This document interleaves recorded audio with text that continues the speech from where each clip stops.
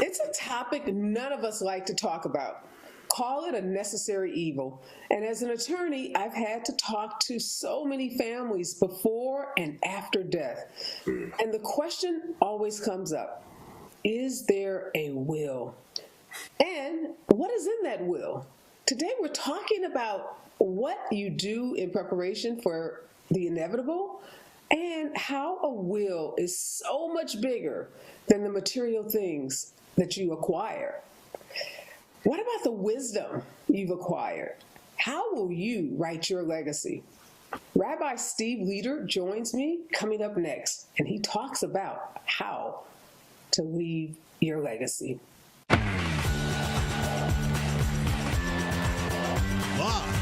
from Los Angeles, this is the Special Report with Areva Martin. Rabbi Steve Leder is an award-winning rabbi and the senior rabbi of the Wilshire Boulevard Temple in Los Angeles. He has twice been named by Newsweek as one of the 10 most influential rabbis in America. He's the author of several books, including his latest book, 12 Essential Questions to Tell a Life Story for You When I Am Gone. Good morning and welcome, Rabbi Steve. Good morning. Thank you. I'm really honored to be with you this morning. Well, congratulations on this book. I know it's not your first, but as an author myself, I know each book feels like, it's a baby and it's something that you've given birth to. And I know you must be incredibly proud of this book because it's going to speak to so many people. I'm very proud of it. I'm proud of it because it does two things at the same time for people. One, of course, as you already mentioned, in the intro, it really helps people create a life legacy to tell their story in a powerful way for their loved ones when they're gone. But it also gives all of us a chance to ask these deep questions of ourselves and articulate our truth, and then hold that up to the light and ask ourselves, I think, the most important question any of us can ask ourselves, which is, this is what I say I believe in, this is what I say is my truth. Am I actually living it? Yeah, or, I know. Or am I pretending? Oh, great question. Hard question, but great question. I know, Rabbi, you have been involved with hundreds, if not thousands, of families who are facing the inevitable. And you as a rabbi, me as a lawyer, know how difficult it is when you're working with families who have already lost a loved one or someone is getting close to transition because of an illness. And when you start talking about a will, that word freaks people out. Why do you think it is that people get so, so unnerved when you start talking about a will? I think there are a couple of reasons. First of all, it really forces us to ask ourselves some hard questions and face I think, difficult but life-ennobling reality, which is, as Kafka put it so beautifully, the meaning of life is that it ends. And we need to wrestle with that because it's true. These questions about death force us to wrestle with meaning in our own lives. And there's a time to deny death. When we're in our 20s, our 30s, our 40s, we're incredibly ambitious, and we need to kind of shove death down into the basement of our psyche in order to be so ambitious and move forward, because if ultimately you're going to die, what's the point, right? But later in life, I think death is the most instructive of all teachers and questions, because it really asks us, what are we going to do with the precious time we have left? And that freaks people out when we have to face that sometimes. But as I said before, it can be quite ennobling. And here's the question really to ask yourself, and I'm interested in your view on this as an attorney, because I've actually never been in the room when a last will and testament has been read to a family. People ask me all the time, in this book, I talk about something called an ethical will. And people ask me, what is an ethical will? And I like to begin by saying what it is not. So let's talk about what it is not. It is not what most people receive as the last word from their loved one after their loved one has died. Think about what most people's last word is.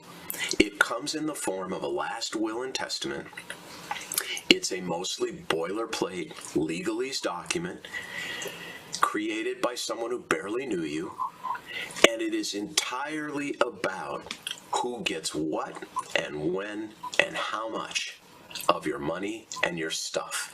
And I often say to people that believing the material, your stuff, will express the spiritual and the emotional for your loved ones when you're gone is like handing them a picture of food.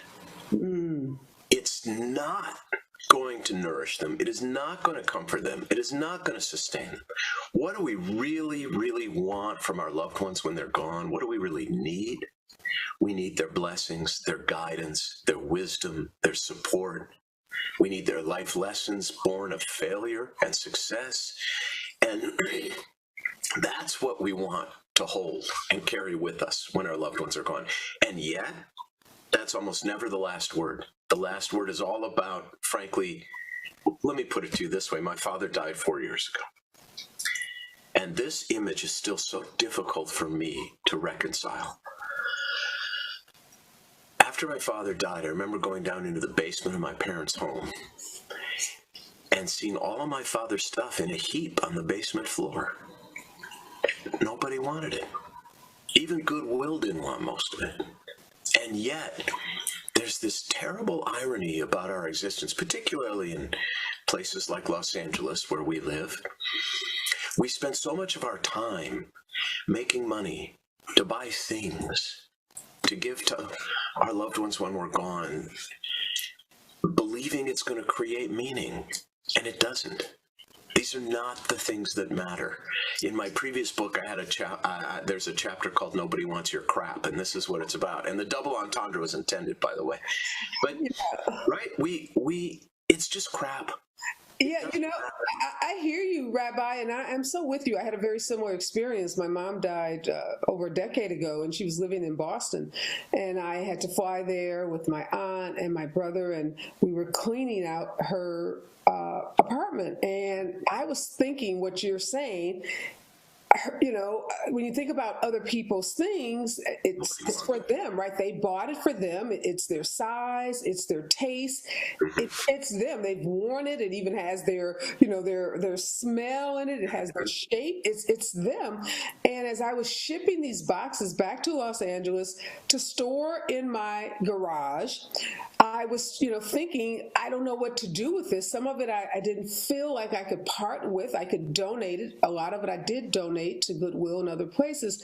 And then it got to my garage and it sat, and the bugs got in it, the wetness got in it, the dew got in it, and eventually a lot of it I had to throw away. And I remember calling a friend of mine and telling this one friend in particular, get rid of your stuff before you die because nobody wants it. And it's so hard on your loved ones. Nobody wants your crap.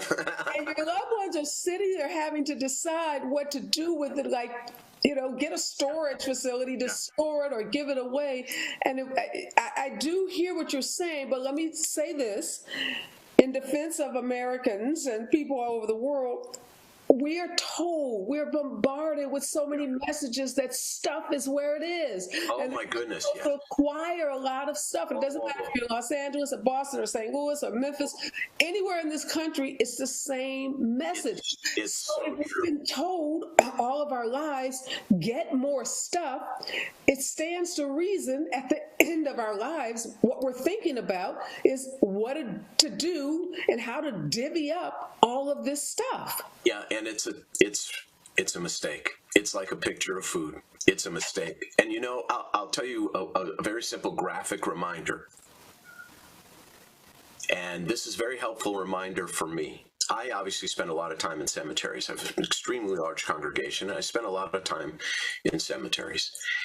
I'm always amazed, and one of the questions in this book is about this very reality. I'm always amazed that when I walk through a cemetery, despite the fact that every one of us is a unique individual, we lead unique lives.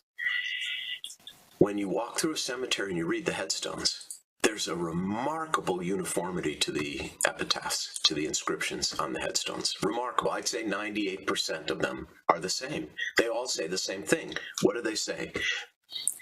Loving wife, mother, grandmother, sister, friend.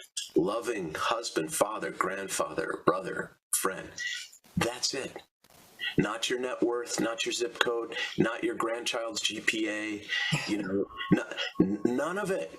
Because when you have to distill the essence of a person's being, their purpose in life, their truth, down to 15 characters per line and 4 lines total, that's 60 characters. That's it. That's what they give you. You are engaged in a very powerful reminder, a very powerful essentialism about what really matters in life. And the what, of course, is not a what at all. It's who we have, not what we have, that matters. And you walk through enough cemeteries, and the point is very clear. And yet, we're so out of alignment with that reality in our daily lives. And you're right, we live in a society that tells us to have more is to be more. We live in a society that places existential meaning in the material. Idolatry. I'll give you a simple example when I talk about this to large groups. Pick any advertising slogan you can think of, any product you can name, and remove the name of the product and put the word God back in. Okay? Let's try it. Like a good neighbor, help me. God. God is there. God is there, yeah. Right? You're in good hands with God. Right?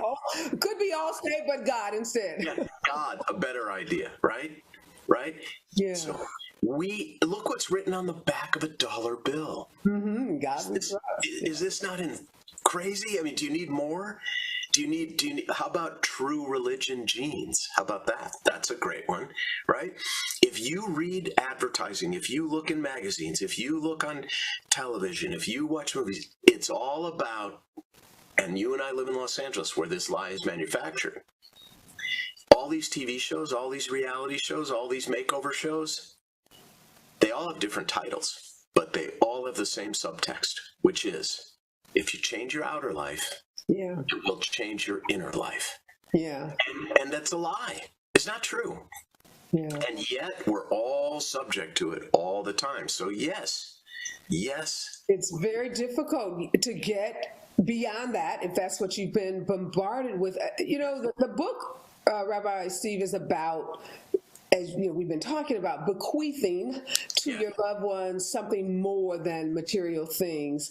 And it's funny because in these conversations about wills, you're right, as a lawyer, rarely are we talking about this ethical will, although more recently there has been a push for people to write letters, to make videos, and to say, to talk to their loved ones in the way that you are suggesting in the book. And I'm going through this exercise even with an aunt of mine who's having a very significant birthday, and I want to create this book, this birthday book for her. And even in asking her about her life, it's clear to me that it's sometimes uncomfortable to relive. If you get fortunate enough to make it to 80, 90, 100 plus, to have to go back and think about the choices you made, the decisions you made, and the outcomes. How do you get people comfortable being able to bear it all, as you said, to talk about the triumphs as well as the failures? Yes. Well,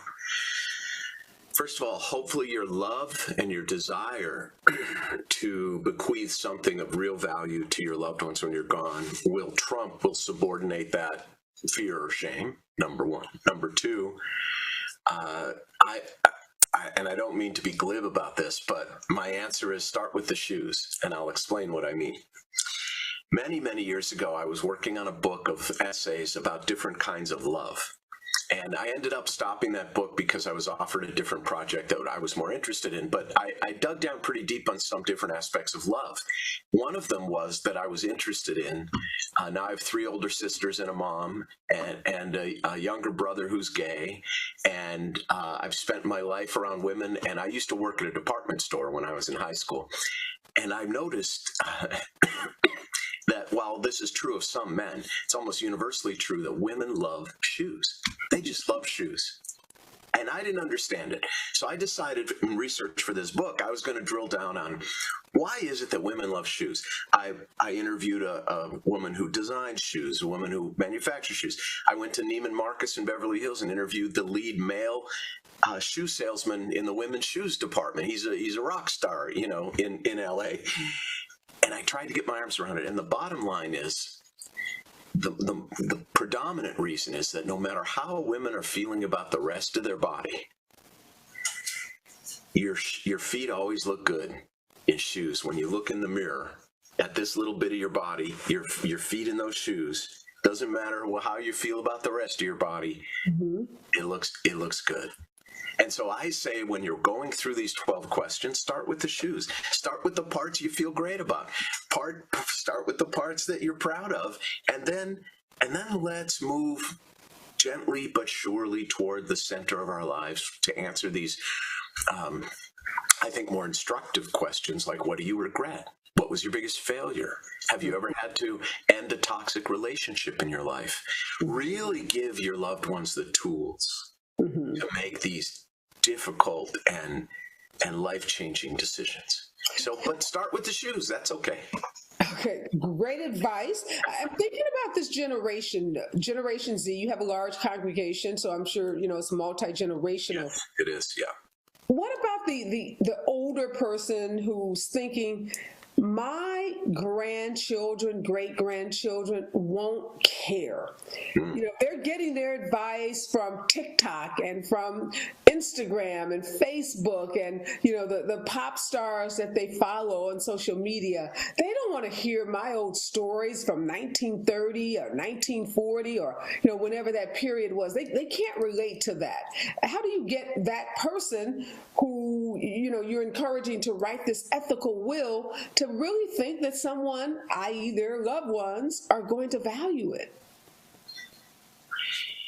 Well, first of all, they're wrong, because I'm on the other side of that, like you are, sitting with families after a loved one has died and asking them these kinds of questions. And so often they say, oh, I wish I had asked her. I wish I knew. I don't know. I don't know.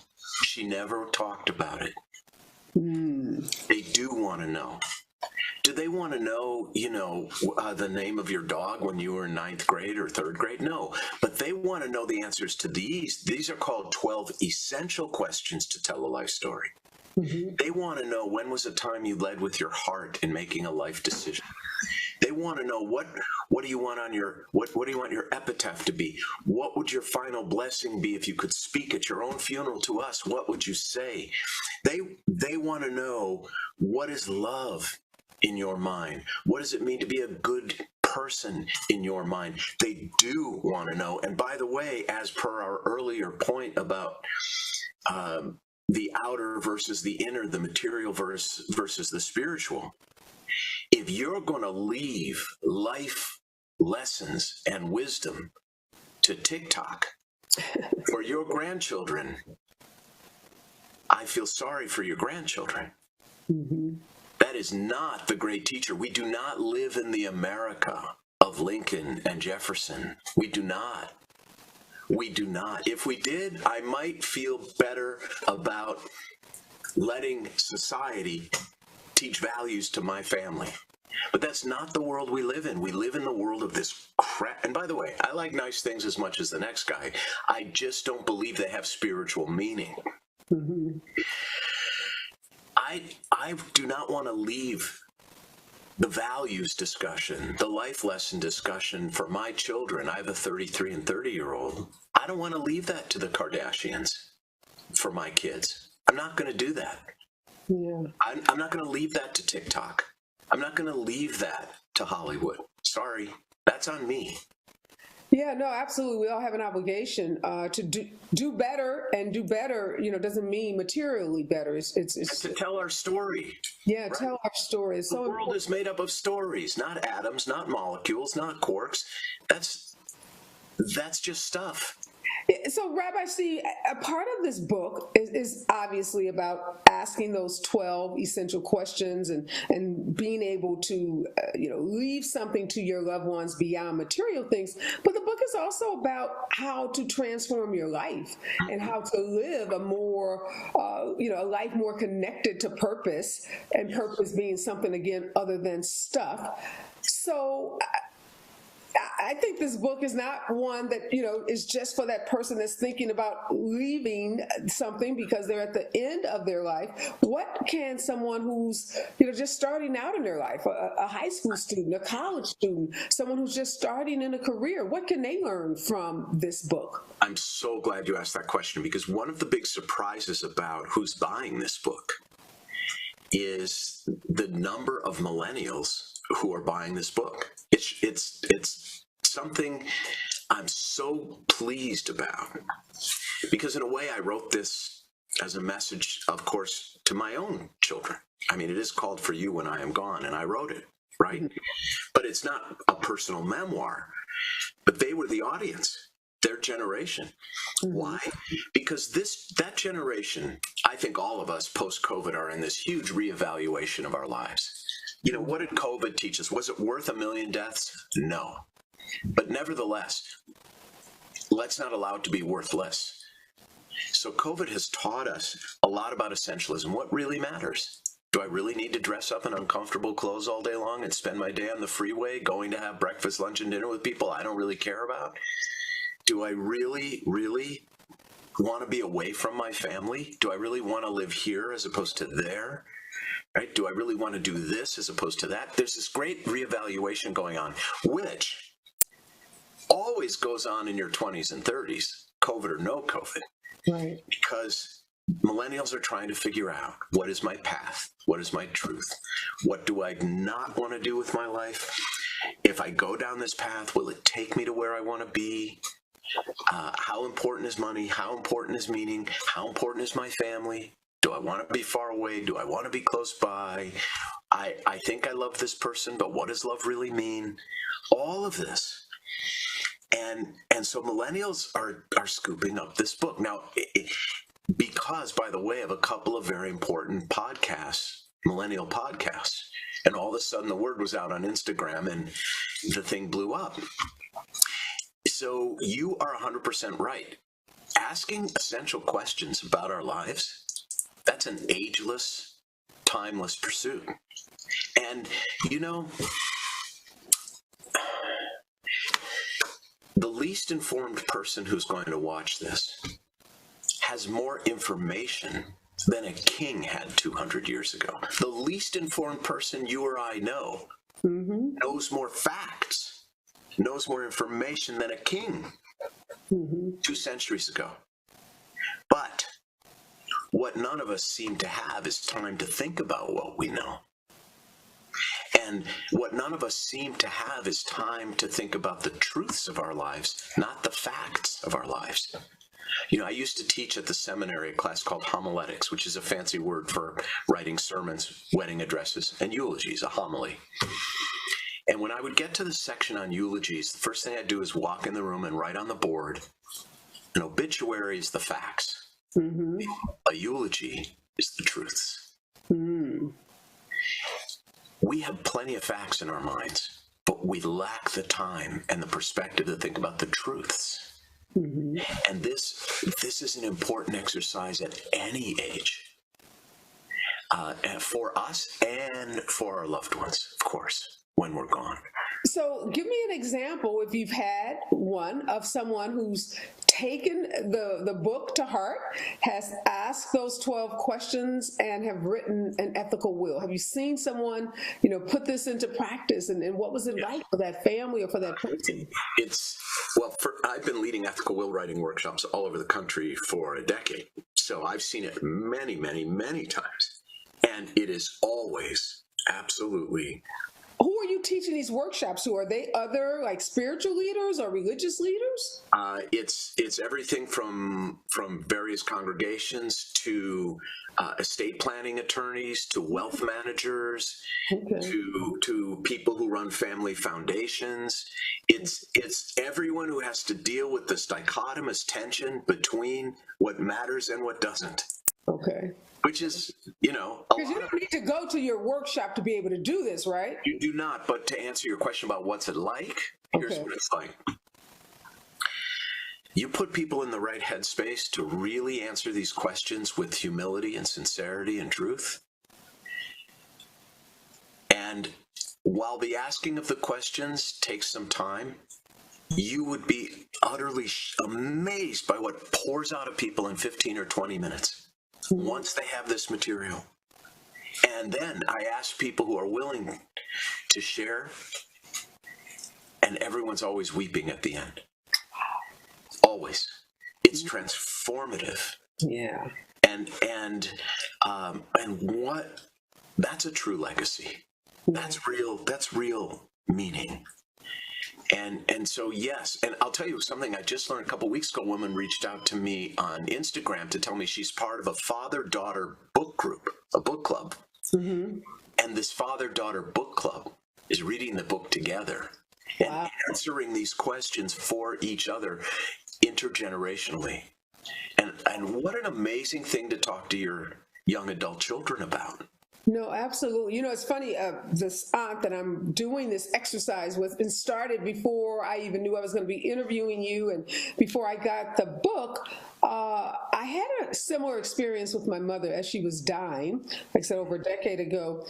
Didn't think of it in this formal way as an ethical will, but she and I lived in different states, but we talked every day, and she got to share with me the things that is kind of the answers to these questions without knowing the questions.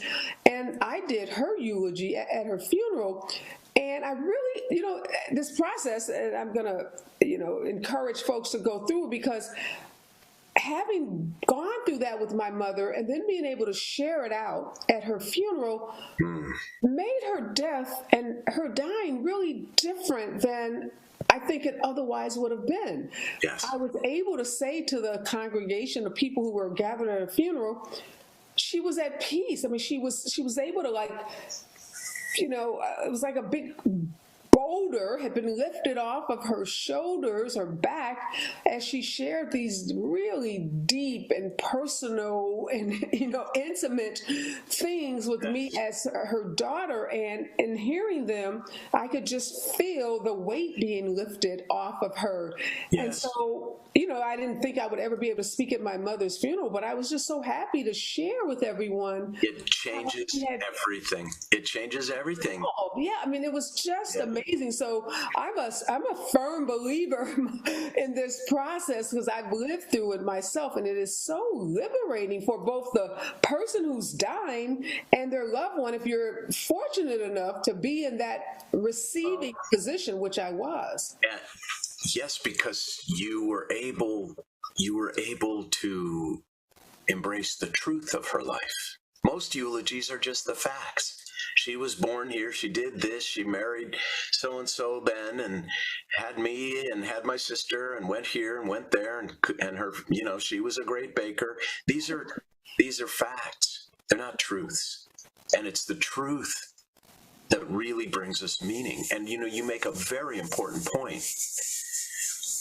When the book first launched a couple months ago, less than 2 months ago, I was asked one of these like quick surprise questions by a talk show host. If you had to summarize your book in 2 words, what would they be? And it came to me immediately. The 2 words were, don't wait. Don't wait. You know, I this is still so hard for me sometimes. I didn't know that my last conversation with my dad was my last conversation with my dad. I didn't know that. He had Alzheimer's for 10 years. I flew from LA to Minneapolis every few months to visit with him. One visit, he could speak. And the next visit, he never really spoke again. You really never know. Don't wait. Don't wait to ask these questions. Don't wait to answer these questions. And by the way, don't wait because you're 30 and you think, oh, that's for old people to do. No, these existential, essential questions they're not about death. They're about life. Your life. Yeah, I was at a funeral recently of a young person who died by suicide, unfortunately. And that was what the dad said that made everybody in the room break down. The dad said he didn't get to say goodbye.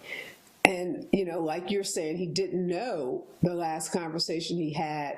And that was echoed by the young man's best friend. The young man was just 26, by his best friend, who said, I'd spoken with him that morning at 7 a.m. and I didn't know. We had I didn't know that was going to be the last conversation. You hear that echoed a lot at funerals, when someone says, as you said with your dad, and as my friend's husband said, and at this service. Yeah, but it's so difficult, Rabbi Steve, again, to get people who are well in their 20s and 30s to think, oh my God, I should care about any of this. And particularly, and let's talk about it in the concept of now, so many millennials don't think of themselves as being religious. Many aren't affiliated with any organized denomination, whether it's Judaism or Catholicism or, any ism. Any ism. They don't Other know. than individualism, right? Yeah, that, of course, meism is really strong in that generation. But they don't go to churches typically.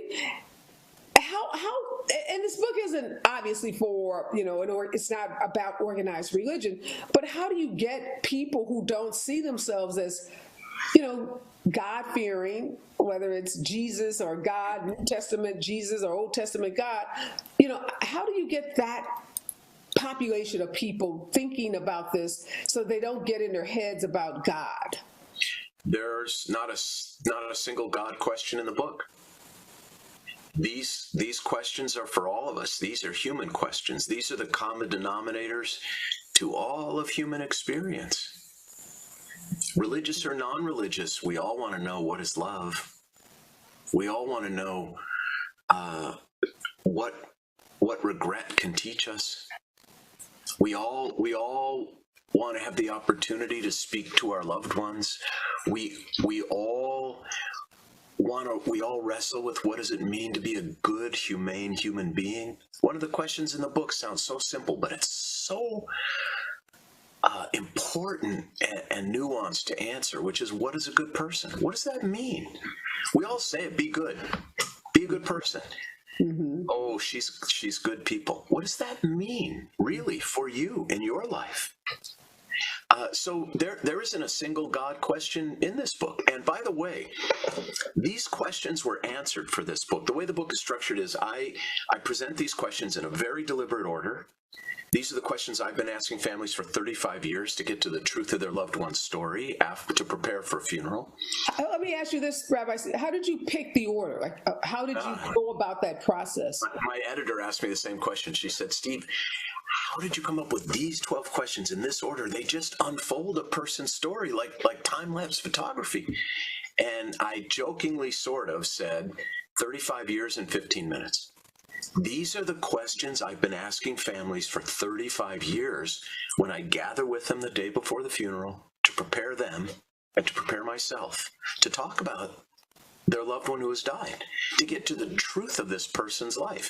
And they're written in this order because they help that narrative unfold. So it begins, for example, the first question is, what do you regret? Now, let me back up to who answered these questions. I write an introductory essay about each question and why it matters. Then I curated a very, very diverse, I think probably the most diverse group of people you could imagine to respond to this question. And then I talk about the common denominators and differences. So who responded to these questions? Young, middle-aged, and old. Black, white, Hispanic, Asian, and Southeast Asian. Jewish, Muslim, secular, Christian, wealthy, to there's one friend of mine who works in a nursing home and changes adult diapers for a living. People who went to prison, people whose child went to prison, people who were very famous for good things, people who were famous for terrible things, addicts, you name it. Okay, this is a diverse set of answers, but what we find when we look at the common denominators is what binds us all together in the human experience. We are all, every human being, all of us, we are 99.8% genetically identical. You and I are separated only by 0.2% of our DNA. if you prick us, we both bleed. Mm-hmm. There's a great commonality to the human experience. We just don't talk about it. How did you take all of those responses from this diverse group, racially diverse, diverse along ages, socioeconomic classes, lived experiences? How did you meld all of those responses together? Well, I didn't meld them all together. I cherry picked, to be honest, right? I didn't give everyone's answers to every question.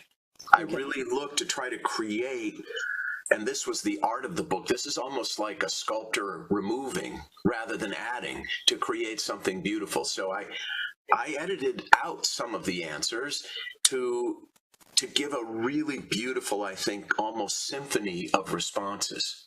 Mm-hmm. Right, a symphony, if you've ever seen a musical score of a symphony, it's all these different instruments written at the music's written for the same time at each of them on a different line of the score. Mm-hmm. And so this book kind of functions that way, where we have your response to what is love, and we have a 30-year-old's response to what is love, and we have a 90-year-old's response to what is love, all kind of playing together, but on different lines. That was really the art and fun of the book, was the beauty of creating that music. What was the most outrageous, and outrageous meaning surprising, response that you got to one of the 12 questions? Well, I wouldn't say outrageous, but I would say surprising, okay? Which is to the first question. The first question was, what do you regret? Mm-hmm. What do you most regret? And what I discovered, which was surprising to me, although you would think I would have known it, was that what most people regret most is not something they did. It's something they didn't do. Mm-hmm. There are two kinds of omission, of mistakes in life. I won't call them sins because not everyone's religious and not everyone sees the world that way. Let's just call them mistakes. Mm-hmm. There are mistakes of commission, the things we do. Mm-hmm. But the most difficult, painful mistakes are the mistakes of omission, the things we didn't do, the words we didn't say, the time we didn't show up, the opportunity we didn't take, right? And that surprised me, that what most people regret most is not something they did. It's something they didn't do. Did you have to get the reviewers, the folks who were answering these questions, did you have to keep them on track to talk about, again, things other than stuff? Because I could imagine, if you ask some people what they most regret, they may say that I didn't get this job, or that I didn't, get to live in this fancy house, or I didn't get to buy the sports car that I always wanted. A lot of people think of their regrets, again, in material ways. They do, unless you ask the question properly, which is, what do you regret the most?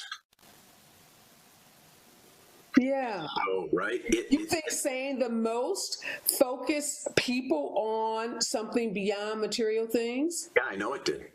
I got the answers from this very diverse group. So yes. Now, are there outliers? Sure. Just like, we were saying everyone's headstone says the same thing. Mm-hmm. Well, not everyone's. There are outliers. My favorite, by the way, in LA is Rodney Dangerfield's. I don't know if you've ever been to this cemetery, but there's a little cemetery in Westwood near UCLA where lots of celebrities are buried. Marilyn Monroe's buried there. Lots of big celebrities. And Rodney Dangerfield is buried in this row of celebrities. And his headstone says, "There goes the neighborhood." So, there are outliers, sure. But the vast majority of people got down to the right level in responding to these questions, partly because this is envisioned as a real conversation, almost a deathbed conversation with your loved ones. Mm-hmm. And you want to tell the truth. Mm-hmm. This is for your loved ones when you're gone, and for you now. You want to tell the truth. And these are questions, by the way, that people are shocked to be asked. When I ask people, when did you have to end a toxic relationship in your life? When did you have to cut someone out of your life because they were toxic? People first look at me shocked, like, how does he know? Right. Right. How do I know? Because that's part of the common human experience. That's how I know. Now let's talk about it. Let's talk about it. Okay? So, very often these questions are disarming in the sense that, well, if I'm being asked this question, then there must be something broader than my own situation involved in this. This must be a part of what it means to be human. Okay, so you answered how people get past focusing on the material, but then how do you get people to focus beyond the talking points? What do you most regret? Oh, I regret that I wasn't a better mother. I regret that I didn't spend more time with my children. Because on the opposite of that material focus could also be this kind of shallow, like those headstones you just described. You know, Betty was a loving, kind, giving mother. I mean, every headstone, every person in that cemetery was not a loving, kind, gentle mother. You know? Yes, that's right. You know, the headstones say that because we have a way in death. I don't know if this happens at your Jewish funerals, but you go to a black funeral, everybody accepted Jesus as a young age. They gave their life to Christ, and they're going to heaven. I mean, I don't care if you were the worst bastard on the planet. Yeah. And everybody looks good. Is going to put you in heaven somehow in that funeral, in that 15, 30 minutes, sermon. You're going to heaven. So. This is why we have to go deep on these questions. I mean, think of what you just said in a physical sense. What do we do with dead bodies in this country? We dress them up in suits and ties and pretty dresses and makeup to make them look less dead, right? We prettify the dead. Yeah. We do. Embalming is... And we deify them at these services, And people sitting there know. They know. It's the right funeral. They know it's bullshit. They know it. I know. Right? Okay, so that's kabuki. That's pretend.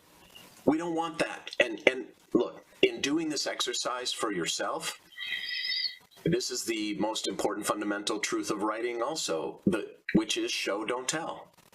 Don't just tell me I wish I'd been a better mother. Show me. What do you mean? You know, ask yourself that therapist question that's asked by every therapist when you raise something, which is, tell me more about that. Tell me more about that. Mm-hmm.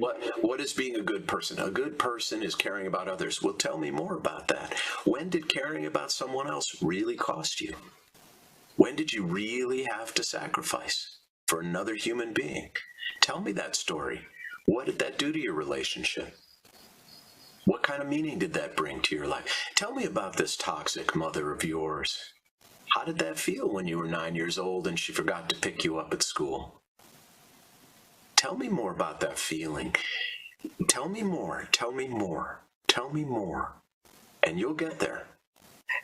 I guess some of this could be painful to the point of, I don't know, could it be so painful that it's, maybe you're touching on things that people have, suppressed for so long that it causes them to maybe need therapy or need to go talk to someone about it. Because I can imagine. I'd say that's a win. Mother, I was like, I don't know if I'm equipped to deal with some of this. Well, first of all, pain is the great teacher. Pain is the great disruptor. You know, I often say to people, if you have to go through hell, don't come out empty-handed. Because we all have to go through hell, all of us. The hell of divorce, the hell of a kid in trouble, the hell of cancer, the hell of our bodies falling apart as we get older. We all go through some kind of hell. Mm-hmm. Don't come out empty-handed. Mm-hmm. You know, Dostoevsky said his greatest fear was that his life would not be worthy of his suffering. Wow. That's a powerful idea. Can you be worthy of the suffering you have endured in your life? Can you make something of that, something beautiful and powerful? And so I would say if these questions and this exploration leads people to that, to those places of trauma, that's a win. Mm-hmm. If you don't come out of it empty-handed. Yeah, no, great. Do you see this book, Rabbi Steve, is being the companion to More Beautiful Than Before, or building upon More Beautiful Than Before? Is there a relationship? There's an More Beautiful Than Before, how suffering transforms us. Yes. Transforms us. Yes. And also the book between them, which is The Beauty of What Remains, which is about grief and memory and loss. And so, look, there's an old saying in my business: every preacher has one sermon that he or she gives 100 different ways. Yes, and we've heard them. Yeah, and I think that's true. I think that's true of all of us. Yeah. We have a kind of pitchfork in us, and when you hit it, there's a purity of that middle C. Yeah. That's our truth. It rings in everything we think and do. And so, yes, these books are related. They're siblings. They're related and they're different. I'm one of 5, as I told you before, and anybody from a big family can tell you every child's raised under a different roof. We had the same biological parents, but man, we had different childhoods. We're all raised under a different roof by our parents. Right. So we're siblings. These books are siblings. The beauty, More Beautiful Than Before, How Suffering Transforms Us. The Beauty of What Remains, which is more specifically about loss and grief. And then this book, which is about life. What does loss and grief lead us to say and do about our lives? Mm-hmm. Right? Because every brush with death is really a brush with life. Our life. Mm-hmm. I seeing my father. Okay, I'm going to tell you this story, difficult as it is. To understand the importance of this story, you have to realize that my father and I look almost identical. If you saw a picture of my dad at 10 and saw a picture of me at 10, you'd have a hard time telling the difference. Mm-hmm. These bags here, you see these? This is my dad. Okay. This is my dad. It's a legacy. Yeah, people in LA say, they can get rid of those. I said, this is my dad. Yeah. I'm not getting rid of these. And so when my dad died, I flew back to Minneapolis, and we were waiting for their rabbi of their congregation, a young guy, nice young guy, to come into the room to greet us and then take us into the chapel to view my father's body before the casket would be closed for the funeral. Jews have closed casket funerals. And when the rabbi walked in, I remember saying to myself, I know exactly how the rabbi feels right now, because I've walked 1,000 families in to see 1,000 dead bodies of their loved ones and stood next to them. And to be honest with you, it didn't affect me very much. I mean, I could have eaten a sandwich standing there. It wasn't my loved one. I was there to be supportive. You're doing the work. You're doing your job. I was doing the job. So I remember when the young rabbi walked in, I thought to myself, well, I know exactly how the rabbi feels right now walking us out there, but I have no idea how I feel. And I was 58 years old, and I'd officiated at 1,000 funerals, and I was in a new place. He walks us in, and I approached my father's casket, and I put my hand on his chest because I didn't want to feel him cold. And I looked at my dad, and my first thought was,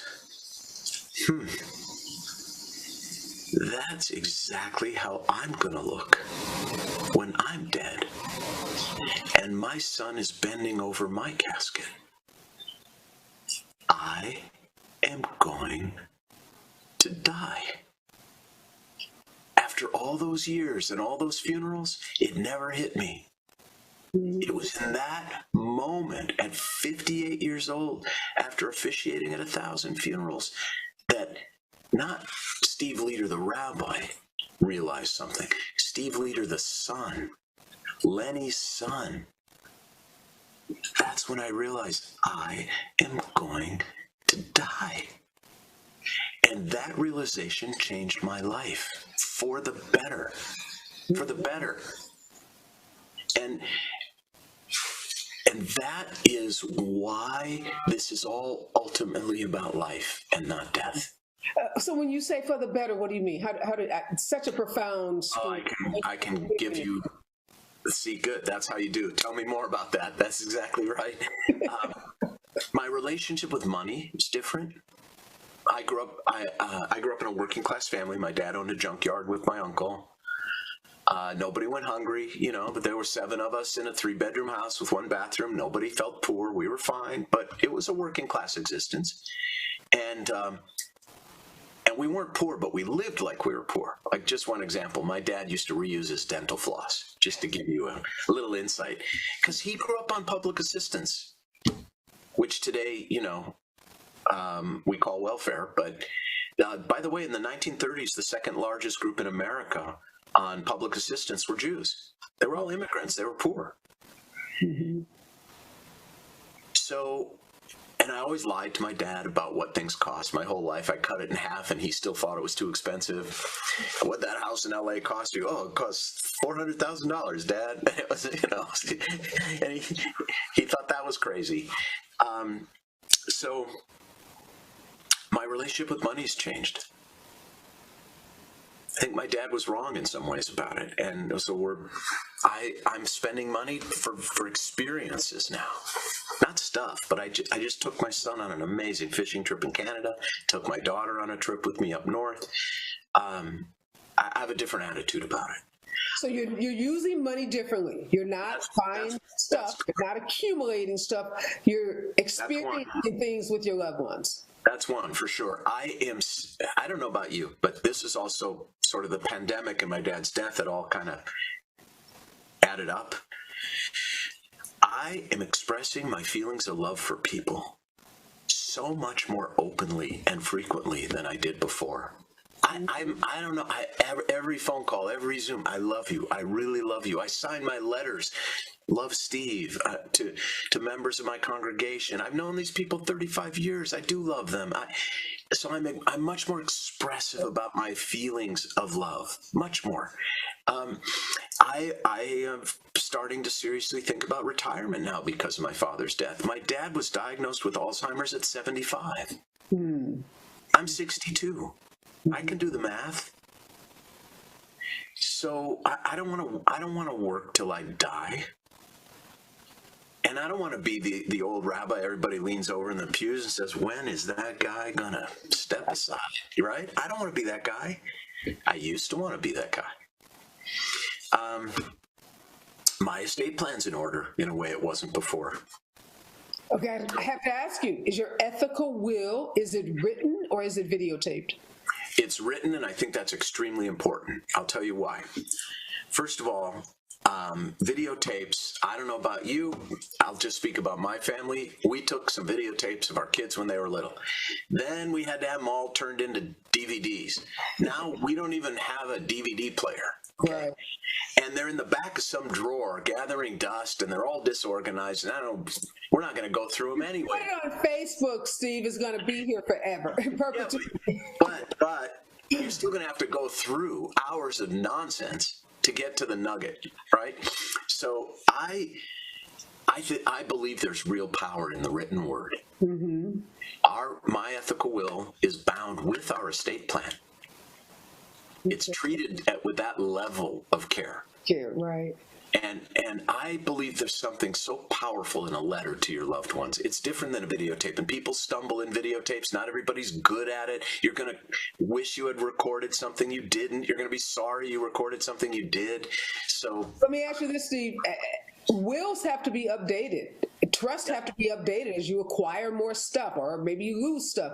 Mm-hmm. Is this ethical written will letter to your loved ones, does that have to be updated? And if so, how often? It's a work in progress for sure. I've written 2.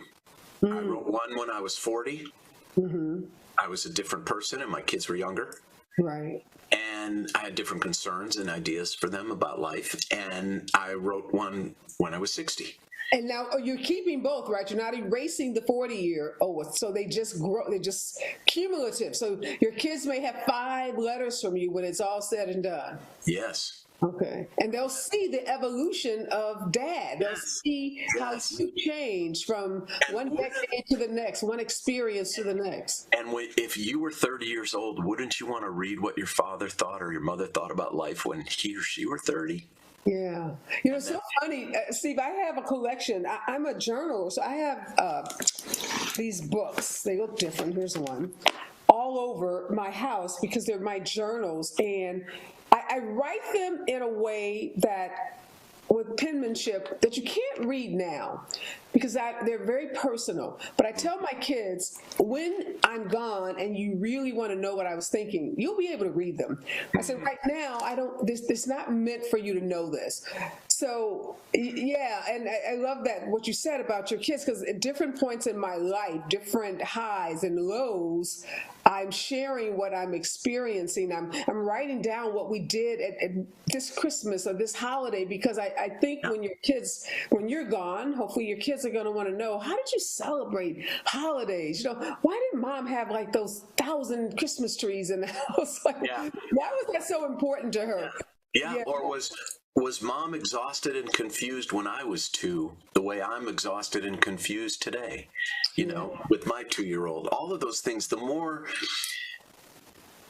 real we can be, the greater legacy we leave. We don't do ourselves or our loved ones any favors by crafting a fiction of our lives. Oh yeah, you got to be honest with someone. So you might as well be honest with yourself in this kind of letter, in this kind of ethical will. Don't hold anything back. No, and I let it all go, and I assume that's what you've been doing. That's what you teach in these classes. Wow, this has been such an amazing conversation, Rabbi Steve. The book again is For You When I Am Gone. 12 essential questions really to ask yourself now. If you are a millennial, to ask yourself. If you're a baby boomer, to ask yourself. If you think you're at the end of your life, just to ask yourself, period. It's so important to get in touch with how you're feeling and then be able to share that with your loved ones. Thank you for pouring yourself and sharing your stories, your personal stories, and being vulnerable yourself, because that takes a lot as well. Particularly for someone like you, you're leading this huge congregation. So many people thousands and thousands of people look up to you. So what you share, sometimes I'm sure you have to think about it, because what impact is going to have on that congregation. You know, it's like that conversation you had with your mom toward the end of her life, and what an unburdening that was. I'm one of the beautiful things about growing older is we pretend less. Yeah, I remember when I turned 40, someone said, now you can say no to stuff you don't want to do. Yeah. Unapologetically, no, I'm not doing that. Yeah, and when you're 70, you don't even have to answer. Just give them that look like, did you really ask me to do that? You already know the answer is no. I need not even waste my breath telling you it's no. It was great to be with you. Well, good luck on the book tour. Good luck as you talk to folks about this book. You're going to enlighten and encourage and inspire so many people. Again, I want all of my viewers to pick it up. For You When I Am Gone. It's going to transform your life. Thank you again, and best of luck to you, Rabbi Steve. Thank you, and to you. Wow, what a powerful interview with Rabbi Steve. Incredible, incredible information. I just love that he was willing to be vulnerable with me, just met me, willing to share those very personal stories about his dad. He shares a lot of that information in the book. Again, this is not just a book for those who are thinking that, they're at that point in their lives where they need to write a will. This is for everyone who wants to have a deeper understanding of themselves, want to be able to share themselves in a more authentic way with their loved ones. I can't, I can't tell you enough how many benefits and blessings I think you will receive from reading this book and going through the 12 questions, asking yourself those 12 questions. I think is going to be so incredibly empowering and liberating for you. My words to live by is an excerpt from the book, piece of this book that really touched me. And again, this is from For You When I Am Gone by Rabbi Steve Leder. Let us leave words for those we love in order that we may journey with them long after we are gone. And let it not take imminent death for us to find those words and craft a more meaningful legacy. Let it not take imminent death for us to find those words and craft a more meaningful legacy. for you when I am gone. Be safe out there, and remember, we are all in this together.